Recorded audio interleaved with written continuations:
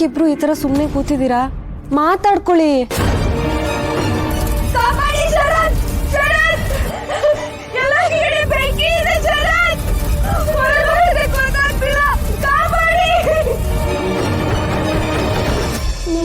ಸಾಯಿಸ್ತೀಯಾ?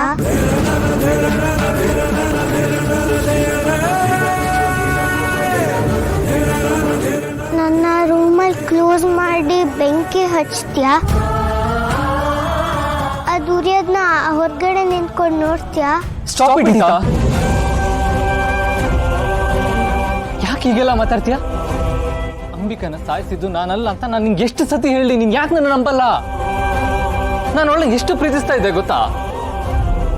ಇವಾಗ್ಲೂ ನಾನು ಅವಳನ್ನ ಅಷ್ಟೇ ಪ್ರೀತಿಸ್ತಾ ಇದ್ದೀನಿ.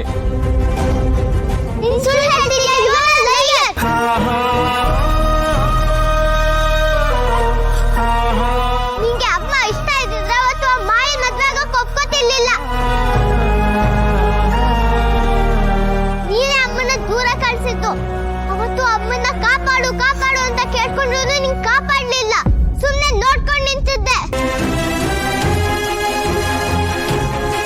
ನೀನು ನನ್ನ ಅಮ್ಮನಿಂದ ದೂರ ಕಳಿಸ್ಬೇಕು ಅಂತ ತಾನೇ ಹೀಗೆ ಮಾಡಿದ್ದು.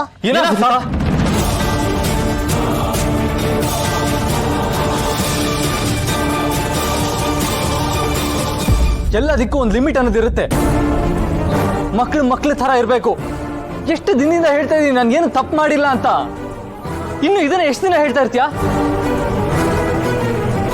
ನಿನಗೆ ನನ್ನ ಮೇಲೆ ಕೋಪ ಕಾಣುತ್ತೆ ಹೊರತು ನಾನು ನಿನ್ ಮೇಲೆ ಇಟ್ಟಿರೋ ಪ್ರೀತಿ ಕಾಣಿಸೋದೇ ಇಲ್ಲ. ನಿನ್ಗೆ ಅದು ಅರ್ಥನೇ ಆಗಲ್ಲ.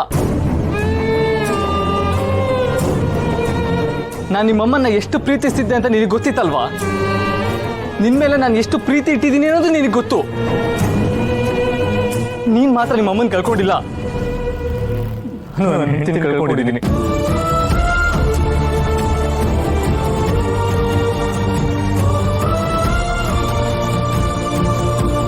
ಅಂಬಿಕನ್ ನೋಡಿದ ಮೊದಲನೇ ಕ್ಷಣದಿಂದ ನಾನು ಅವಳ ಪ್ರೀತಿ ಮಾಡ್ತಾ ಇದ್ದೆ. ಅವಳ ಬಿಟ್ಟು ಇನ್ಯಾರ ಬಗ್ಗೆ ನಾನು ಯೋಚನೆನೂ ಮಾಡಿಲ್ಲ. ಅವಳು ನನ್ನ ಪ್ರಪಂಚ ಆಗಿದ್ಲು. ಅವಳಿಗೋಸ್ಕರ ನಾನು ಬದುಕ್ತಾ ಇದ್ದಿದ್ದು.